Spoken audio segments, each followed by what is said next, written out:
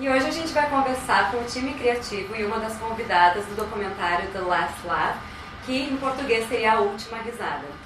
Guys, thank you so much for taking the time to do this interview. I absolutely love the documentary. I think it's such an interesting topic, and you guys put together such a wonderful piece. How did you come up with that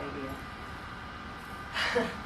It's a very long story. I'm going to try to make it short. But an old friend of mine and I had been at the Florida Holocaust Memorial in 1991. A series of events brought us there, and an elderly survivor was taking us for the tour, and it happened to have been around the time that Art Spiegelman's Mouse came out. Mm-hmm. And at the end, when everybody sort of walked off to look at the memorial, because it was brand new at the time, my friend asked the survivor what she felt about Mouse, and she got very angry, and she said, "This is not a subject that you can deal with the funny pages." She used that line, and she said, "I'm absolutely against it. It's a horrible book." And he said, "Well, have you read it? Because actually it's not funny." Yeah. And she said, "No, I did not read it." So it just got him thinking. Mm-hmm. And in the meantime, he went back to school to get his PhD, and in the process, he wrote this 40-page paper called The Last Laugh, Humor in the Holocaust. And I was finishing film school, and in 1993, he handed it to me and he said, "Make this into a movie." Mm-hmm. That long ago. Then I met Bob in 1998. He hired me to shoot his film. We immediately started coming up with ideas to make films about, and we started working on that. And that was the year that Life is Beautiful came out. Mm-hmm. And we stepped back and we thought it needs time to settle, to see how this, people's the time people need to react to that film. And then, we tried here and there, and then we went and saw The Aristocrats, which was, I believe, 2006 maybe. And we watched that film, we saw some of the first jokes on 9/11, and we thought, people are ready. It's time, yeah.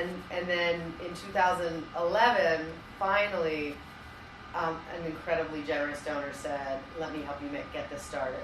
And that's how we did it. Because one thing that I found, it's kind of a taboo topic if you think about it. Yeah, all the material you put together, what came first, the script or the material? Well, I mean, it's documentary, so in terms of, there's really no script. The writing was just sort of an outline of what Ferne envisioned the film to be. And she knew from the beginning that she wanted it to be more than just interviews and clips. She needed to have a human character at the center of it. And that's where Renée came in. And Renée, how happy were you with the results of the film?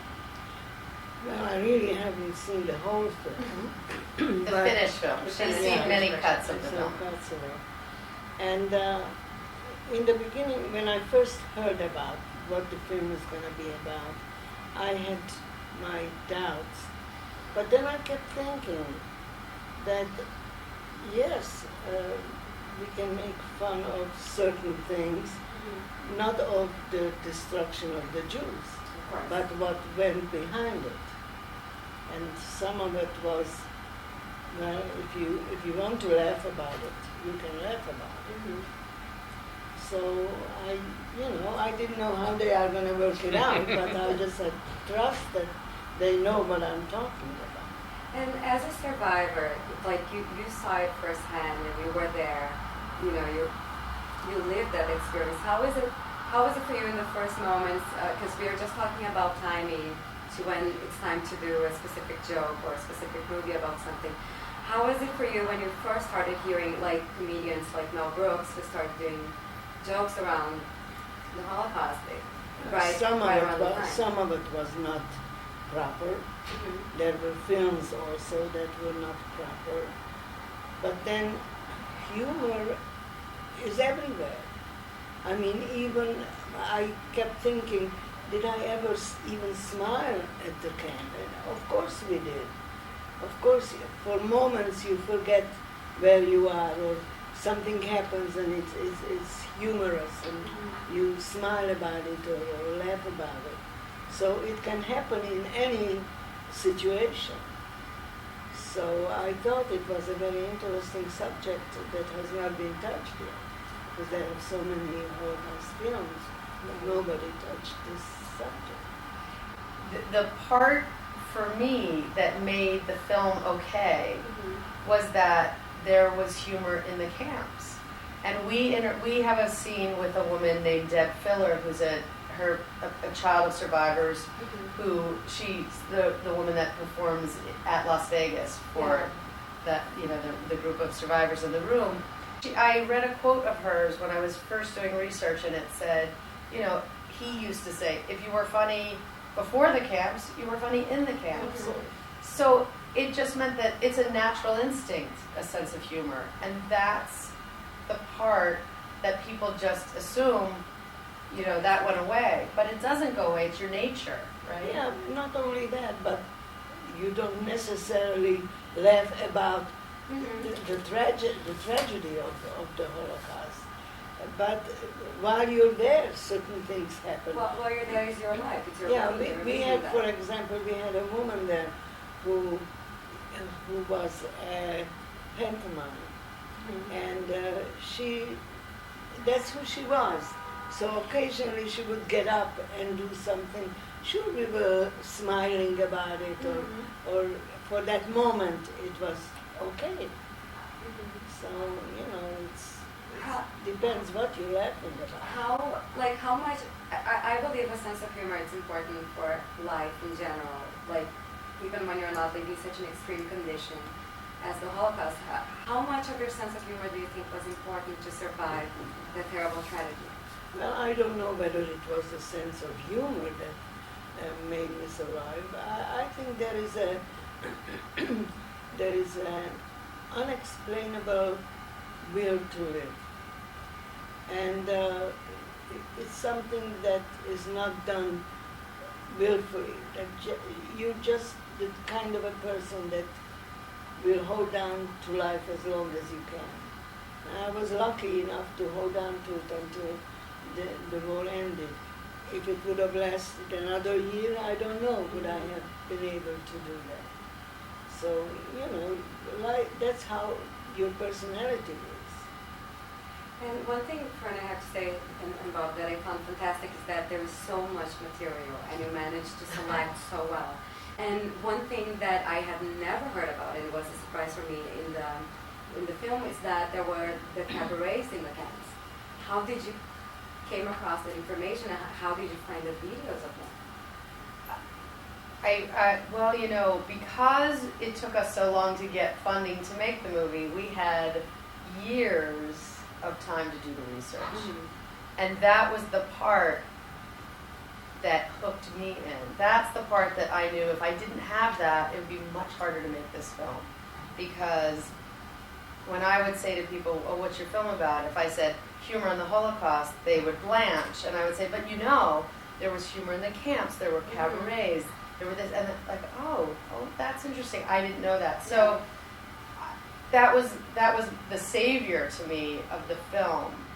I'll just say one thing, when people talk about the Holocaust, they talk about the horror of the Holocaust, which was, but they don't think about the daily life of the people, and that's a whole different story from day to day to survive, or what happened in the Holocaust. In fact, there's an Israeli author in our story, Etgar Keret, and he has a quote in the film that says something like, "My father talks about the Holocaust, that they were the worst years of his life, but they were years of his life. The first girl he ever kissed, he uses the first cigarette he ever smoked. So he still had experiences that were It was still his like, life. yeah, Exactly.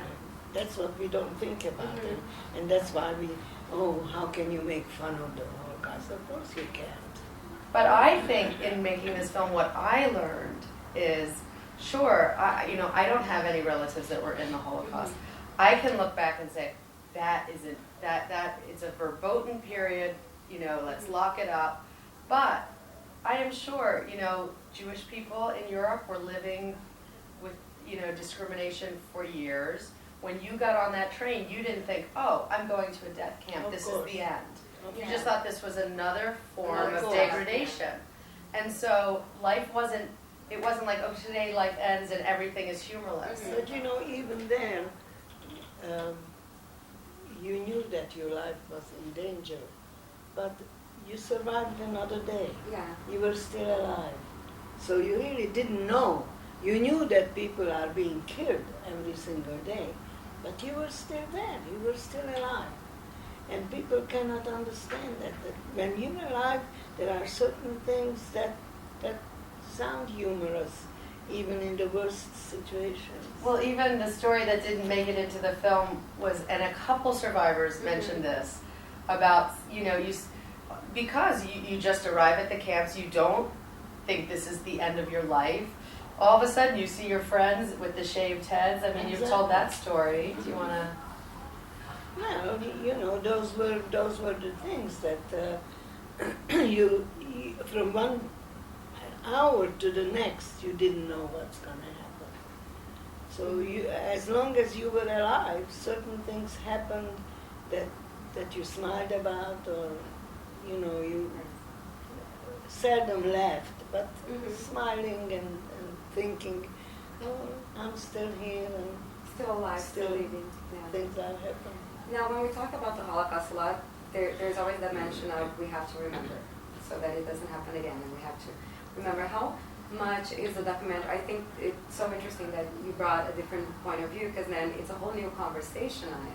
How important do you think this documentary is for the next years of talking about the Holocaust in similar situations? Well, we hope it'll do what you said and help keep the discussion alive. I mean, obviously the dangers of joking about something like this are self-evident, but the dangers of putting it off limits to humor are more complicated. You know, when it becomes sort of sealed under glass, and especially young people can't even begin to approach it, that's a loss. I mean, Jan Martel, who wrote Life of Pi, spoke with us, and he said, why is it that this topic can only be dealt with in one way, sober realism?